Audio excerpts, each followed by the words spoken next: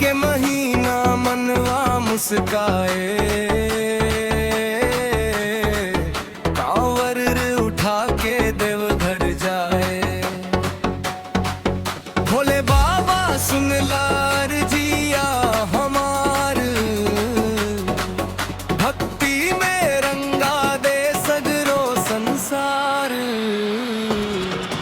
भोले बाबा सुन ला पुकार, रोरा बिना सोना लागे संसार। डमरू के दुनिया गुंज बार, महादेव करी है सबके उधार। हे भोलेनाथ मेहरारू चाही सुंदर, दिल से हो भोली बोले शिव शंकर। रूरा कृपा से सज जा जीवन, जय जय भोले जय त्रिपुरारी भगवान। जय जय भोले जय त्रिपुरारी भगवान, जय त्रिपुरारी भगवान।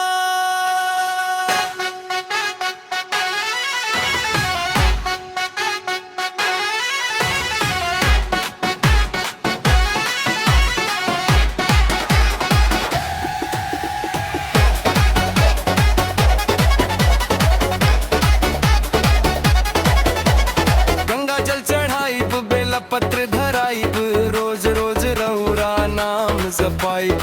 देवघर नगरी